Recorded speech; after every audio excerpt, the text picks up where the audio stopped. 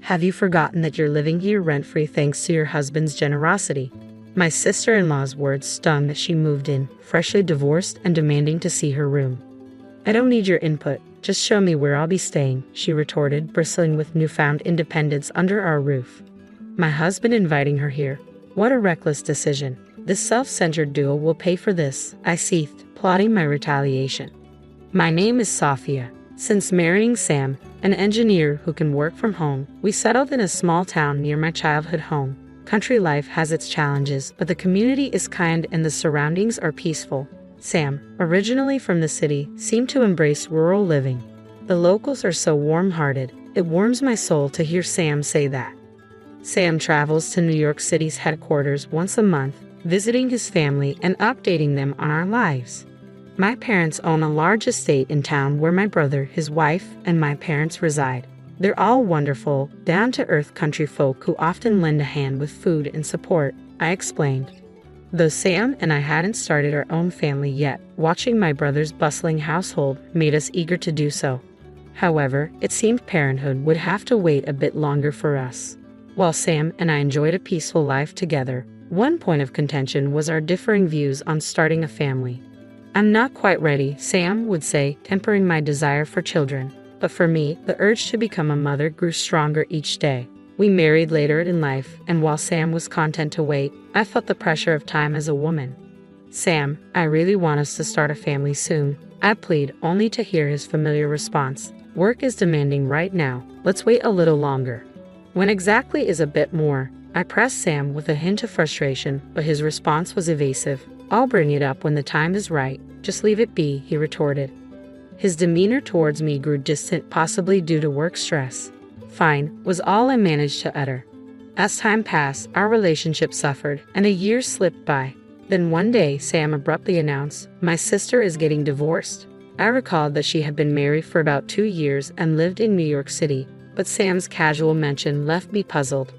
That's why she's moving in with us, he explained matter-of-factly. Initially bewildered, I asked, wait, what do you mean? Sam clarified, my sister is getting divorced, so she's coming to stay with us. She'll be here next week. It became clear that decisions had been made without my input. You can't just decide things like this, I protested, but Sam remained firm. She's family, practically your family too. I expected you to understand. You're being colder than I thought. His words stung as he criticized me. Why are you so defensive? It's not right to decide things unilaterally, I argued, but Sam's expression hardened in response. In the early days of our marriage, Sam wasn't as arrogant. Perhaps the leisurely countryside life and adoration from locals had changed him. I noticed the shift subtly, but confronting him directly seemed daunting. Yeah, I never anticipated his growing self-centeredness. I can't live with your sister. Please ask her to reconsider, I asserted firmly before retreating to our room. Sam's response was abrupt and forceful. Don't you dare say you can't live with my sister. I won't hear it. He seized my arm, his voice raised. Truthfully, I never cared much for his sister Emily. She hailed from the city, embodying the stereotype of a condescending urbanite. Her husband's corporate status only seemed to bolster her arrogance. Well, Sophia dear, it's been a while. How's life in your quaint countryside? We seldom crossed paths, but when we did, her disdain for my rural life was always evident.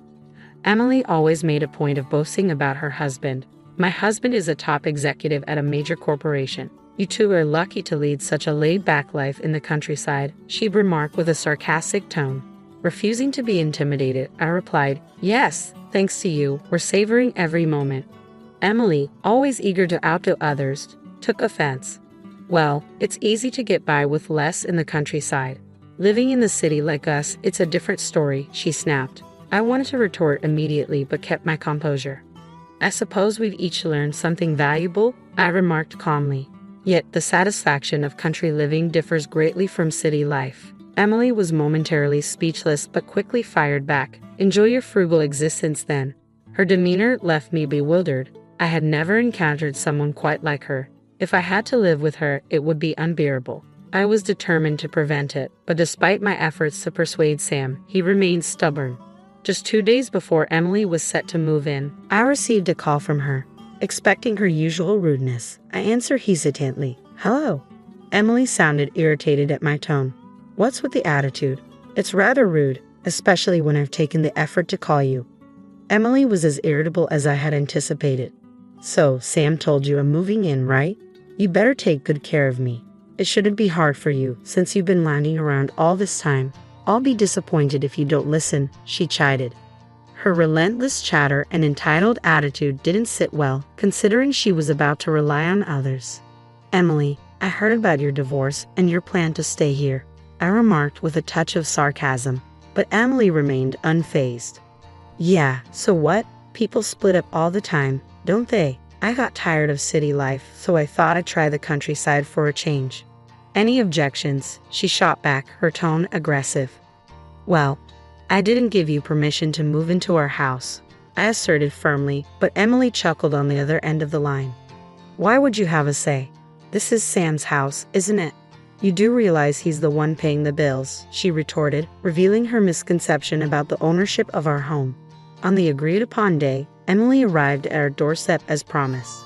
Here I am, she declared with an air of entitlement, briskly unloading her luggage upon entering. Sophia, snap out of it and show me where I'll be staying. My sister-in-law exuded self-importance and arrogance. It baffled me how she managed to hold a job with such an attitude. To my frustration, Emily had higher academic credentials than me and had worked at a major corporation. Although she quit after marriage, she still received job offers from various companies, confident she could return to work anytime. I apologized for the inconvenience, I said calmly. Let me show you to your room, Sam interjected impatiently.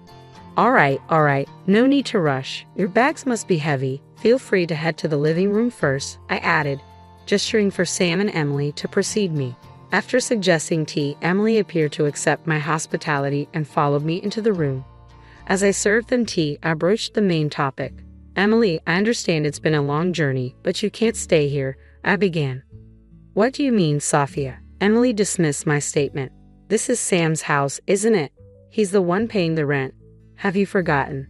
Sam quickly chimed in, echoing her sentiment. Exactly. You don't have a say in this. It's my house. Despite their confidence, I knew they were unaware of a crucial detail. Actually, I inherited this house from my parents, I revealed. Their expressions shifted instantly, but Emily was quick to rebut. Oh, Sophia, you don't have to fabricate stories just because you don't want me here, she countered, clearly skeptical. I'm not fabricating anything, I responded calmly. How can I believe that you inherited this house from your parents when I'm the one who's been paying rent? I won't let you get away with such lies, Sam exclaimed, packing up with disbelief. Emily joined in, pressing me as well, but I remained composed, anticipating their reaction. Could you both just listen for a moment? I interjected, trying to calm the escalating tension. Sam, you haven't been paying rent. What you've been giving me each month is simply for living expenses, I clarified, hoping he would understand. What? That can't be right, Sam replied, struggling to comprehend my words. The truth is, Sam, you haven't been paying rent because there isn't any. My parents gifted us this house and the land it sits on, I explained patiently, expecting shock and confusion. Sam began to panic. Wait, I've been giving you $1,000 a month. Why would it cost so much to live in this remote countryside? Just because we live in the countryside doesn't mean there aren't expenses, I countered gently. We've managed to get by on that amount because we don't have to pay rent. I sighed heavily, and Sam's frustration boiled over. You should have told me earlier. There's no reason for you to deny Emily a place to stay, he argued stubbornly. It's pointless. I have to show you the documents, I said firmly. Look at this. The owner of this house is me. Did you even bother to check whose name the house is under before assuming the money you gave me each month included rent? My assertive tone left Sam speechless. But how? The documents clearly showed my name as the owner. It's time to ask your sister to leave. Emily, however, fired back immediately. What are you talking about? I don't care if you inherited this house. I'm family too, you know. I've never met someone as heartless as you. I watched Emily rattle on with a cold gaze before speaking up. When have I ever considered you family, Emily? You've always belittled me, called me a hick, and accused me of being too dependent on Sam. You've never shown an ounce of gratitude for staying here. Did you really think I'd want someone like you in my house? I let out all my pent-up frustration at her. Emily finally seemed to grasp her place. Turning to Sam, I emphasized, Sam, You do understand that this house belongs to me, right? Sam's anger flared at this revelation. This isn't fair. You should have told us this before Emily moved in. Why are you bringing this up now? You both make decisions without consulting me, so I did the same. Any issues with that? Dealing with this self-centered sibling duo required hitting them with reality. Emily appeared particularly flustered by my revelations. Sam, what are we going to do? I'll be left homeless at this rate, I exclaimed in frustration. It seems Emily hasn't left her previous residence in New York since the divorce, Sam admitted reluctantly. Why don't you go to your parents' place? I suggested, hoping for a simple solution, but it turned out they had their own reasons. My parents are moving into a retirement home, and they've sold their family home, Sam explained. Emily wanted to move in with me, but I can't allow that. That's not my problem. If you want Emily to stay, you should leave, I insisted firmly. This is my house. Sam looked down helplessly as Emily continued to berate him. If I get kicked out, it's your fault for not sorting things out, she yelled angrily. I'll have nowhere to go, so just shut up. Sam finally snapped back at Emily, and they began arguing fiercely. Dealing with them was proving to be quite a headache. Could you both lower your voices? You're disturbing the neighbors, I urged firmly, signaling for them to leave. Sam hesitated, pleading, Sophia, I understand. I'll ask Emily to leave. Just let me stay. What? Hold on, Sam. What are you saying? Emily protested, caught off guard. Ignoring her protests, Sam firmly escorted her out. Now on his knees, Sam pleaded with me, but I looked down at him with resolve. Do you think begging will make me forgive you? I'm sorry, but I have no intention of forgiving you. My frustration with Sam went beyond Emily's presence. You've never truly been present for me, have you? I confronted him. Sam avoided my gaze. You're always busy with work. You never make time for us to talk. I can't continue this marriage. With that, I handed Sam the signed divorce papers. Please just give me time to reconsider, Sam pleaded desperately, unwilling to lose his life with me. But I was resolute. Just leave, I said coldly. You've got to be kidding me. Just because this is your house doesn't give you the right to do whatever you want, Sam retorted, frustrated. I couldn't bear to hear Sam defend Emily staying without my consent. Please don't act like you're any better, I retorted sharply before leaving him with those words and returning to my room, leaving the divorce papers on the table. After that, Sam and I proceeded with our divorce. According to a mutual acquaintance, Sam and Emily returned to New York, facing difficulties. Well, it seems karma is catching up with them for their self-centeredness. I hope they learn from their hardships, I reflected. Meanwhile, I'm enjoying a fulfilling life here in my rural home. As Mary, nearing her late 50s, reflects on her life, she finds herself at a turning point. With her 2 children, one on the brink of marriage and the other thriving in college, she senses her motherly duties waning. As a former nurse, she contemplates a return to caregiving, feeling the pull of her profession once more. However, life throws her a curveball when she receives distressing news. Her father-in-law, Bob, has suffered a stroke. Rushing to the hospital at her husband John's urgent call, Mary's thoughts swirl with concern. Bob, always a pillar of kindness and warmth, has been grappling with the loss of his wife, Alice, for the past 3 years.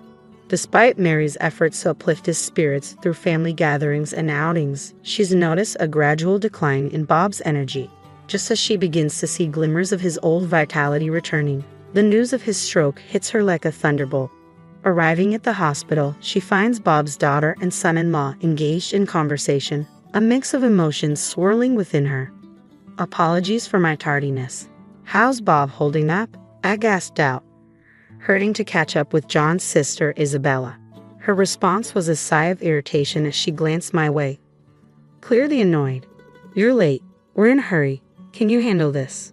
With that brisk dismissal, she hurried off, leaving me behind. Isabella's indifference towards Bob was palpable, a demeanor she carried even when Alice, Bob's late wife, was alive.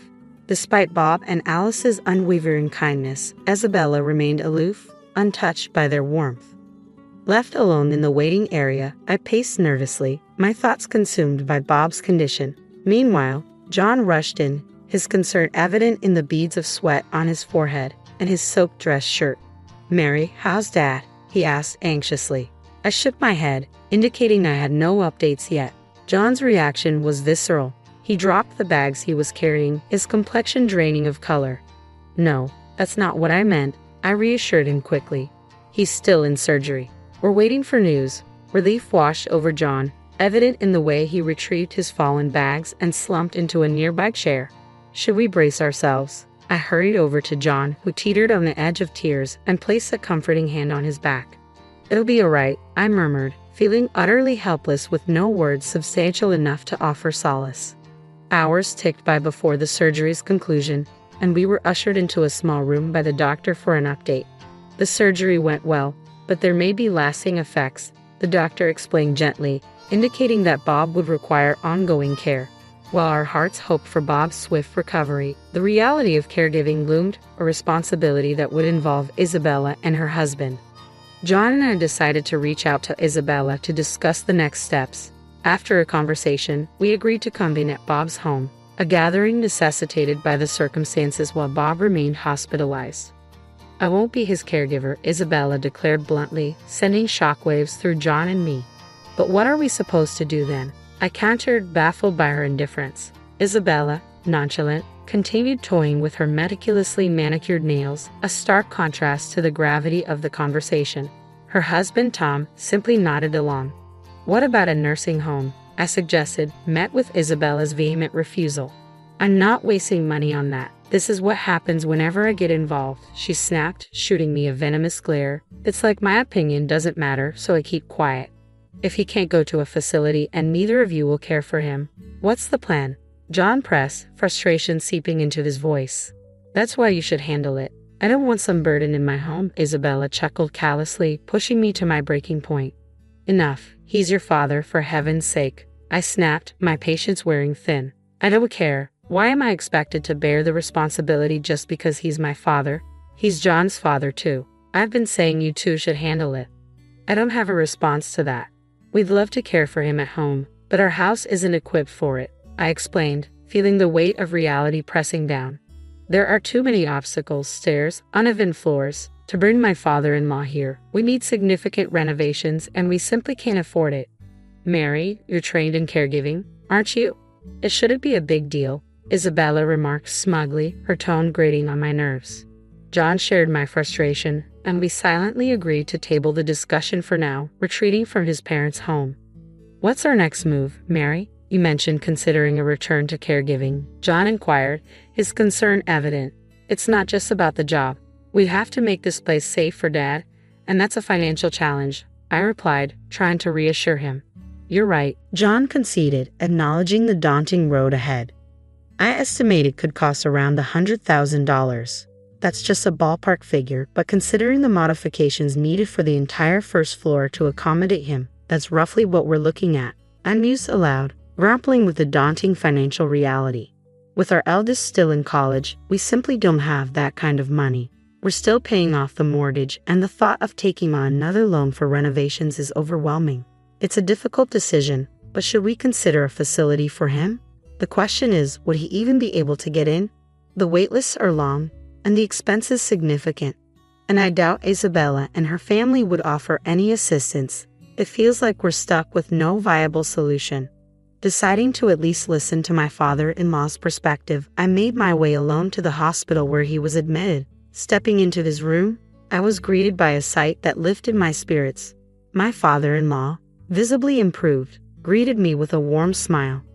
"Please don't apologize," my father-in-law would often murmur upon my visits. "There's no trouble at all. And look, I've brought you one of your favorite books today." "Why apologize? You're bringing me joy," I'd respond, trying to uplift his spirits. The doctor had informed us of his stroke, leaving him unable to move the right half of his body independently. To read, he'd prop the book on the table, using a weight to keep the pages steady. "Ah, thank you," my father-in-law replied gratefully, accepting the book I'd brought. I gently placed the book by his pillow. "Dad, I came today because I wanted to talk about what lies ahead," I began, meeting his warm smile with a heavy heart. "Oh, I understand. I'll be fine, even in a nursing home. I've prepared for it, so please don't worry," he reassured me, though I sensed a flicker of loneliness in his eyes. "Well, Dad, if you're open to it, why not come stay with us? I have experience in elderly care and as a stay-at-home mom, I have the time. John will be there too. Let's live together, I blurted out, sensing his solitude. His surprise was evident, perhaps realizing deep down that returning to his own home, where Isabella and her husband resided, might not be feasible. I couldn't shake the feeling that they'd view him as a burden, ultimately leading to a nursing home. The thought weighed heavily on me, overshadowing my initial intention to listen to my father-in-law's wishes. There was a twinge of guilt toward my husband John, but I knew he'd understand. Now, we needed to arrange for his care upon discharge. Money was a concern, so I decided to seek Isabella's input. With these thoughts swirling in my mind, I made my way home. When John returned from work, I recounted the events at the hospital. He appeared troubled but nodded, almost as if he had anticipated this turn of events. Without delay, did John dial Isabella's number. We're reaching out for assistance because we'll be the ones caring for Dad, John explained, his voice tinged with frustration as their conversation escalated. With a resigned sigh, he ended the call and briefed me on their exchange. Isabella refused to contribute any funds. It seems there's little we can do about it, he disclosed, his concern evident as he contemplated the financial implications for his father-in-law. From then on, our home buzzed with activity. We deliberated over renovations, essential care supplies, and received guidance on home care options. When I informed my father-in-law that he'd be moving in with us upon discharge, his expression was a mix of gratitude and regret. "Mary, could you fetch the checkbook from over there?" he requested, gesturing toward a cloth bag on the shelf. Curious as to why he'd need it, I obliged, retrieving the checkbook during one of our visits. Observing my father-in-law, I watched as he opened the bank book and presented it to me. "I have some savings here. Could you and John make use of it?" The figure written in the checkbook was staggering, surpassing any amount I'd ever seen. Stunned, I must have appeared frozen, prompting my father-in-law to chuckle. "You and John will be looking after me now, won't you? I heard about the new car, the renovations to make the house accessible. Would $10 million cover it? $10 million. The zeros overwhelmed me, leaving me speechless. I couldn't fathom why my father-in-law had amassed such a fortune, but it seemed that after my mother-in-law's passing, he had turned to investments he had been studying, and they had proven lucrative. His savings had grown exponentially, fueled by his restrained spending habits. Yet even if he intended to renovate the house or purchase a car, the sum seemed excessive. Reluctantly, I returned the bank book, shaking my head. "I can't accept this much. Please keep it for yourself." He pushed the book back toward me, insisting, "I can't possibly use all of this. I'd rather return it to you and your family, who are willing to care for me." Once again faced with the returned bank book, I stood my ground. "I really can't accept such a large sum," I insisted firmly. After a brief pause, my father-in-law proposed, "How about $1 million?" Realizing the impasse, I managed to negotiate a compromise, settling on a reduced amount of $100,000. Though he seemed reluctant, he agreed, and for the time being, that seemed satisfactory. As we were in the midst of this exchange, Isabella suddenly appeared, catching us off guard. Quickly, I stashed the bank book back in its place. Seeing my hurried actions, Isabella's brow furrowed in concern. "What's going on?" she inquired, her voice tinged with worry. I breathed a sigh of relief, grateful she hadn't overheard our previous conversation. Isabella had come to deliver some clothes for our father. After a brief exchange, we left the hospital room together. However, on our way home, Isabella suggested stopping by a coffee shop for a discussion. Given her history of bringing up unpleasant topics, I braced myself for what was to come. Reluctantly, I acquiesced, unaware of the twist awaiting us. "I'll take care of Dad," Isabella declared out of the blue, stunning me. Her sudden proposition caught me off guard, especially since we were already knee-deep in preparations to accommodate my father-in-law, including ongoing renovations to our home. I couldn't fathom why she would make such a proposal at this stage. "So you won't need to visit the hospital anymore," she added. "Visiting isn't solely the responsibility of the caregiver. There's no rule dictating that only the caretaker should visit." Why would she say that? I pondered, feeling perplexed by Isabella's unexpected offer. Despite my reservations, I suggested we postpone discussing it further and made my exit from the cafe. Back at home, I shared the encounter with John, who mulled over it before a realization dawned on him. "She must have caught wind of the savings," he concluded. "It seems that's the case," he added. "Otherwise, she wouldn't have volunteered for the caretaking role, especially given her previous reluctance." I harbored a vague suspicion that Isabella had somehow discovered the extent of my father-in-law's savings and was angling to secure a share of it for herself. Perhaps she would concoct a reason to start dipping into the funds. But what do we do about it? I queried, feeling a sense of unease. I got an idea. Let's give her a chance, John suggested with a mischievous grin, hinting at a plan brewing in his mind. Uneasy about his scheme, I opted to stay silent and play along with Isabella's request for the time being. I assured my father-in-law that financial concerns were no longer an issue and that Isabella would be providing care. His response was vague, his expression neither confirming nor denying his comprehension. With that, the conversation concluded. Following his discharge from the hospital, my father-in-law returned to the family home in Nebraska, where Isabella resided. During a visit to the house, I couldn't discern any signs of renovation or adequate caregiving supplies. I questioned whether genuine caregiving could take place under such circumstances. However, it was Isabella's decision, and I felt it wasn't my place to intervene, so I remained silent. 2 months later, I received a frantic call from Isabella. "Mary, I can't do this anymore. Please come over right now," she pleaded urgently. Concerned, I wasted no time and rushed to the house in Nebraska. Upon my arrival, I was greeted by a disarrayed house and a foul odor lingering in the air. Puzzled by the scene before me, Isabella emerged, looking more worn out than ever.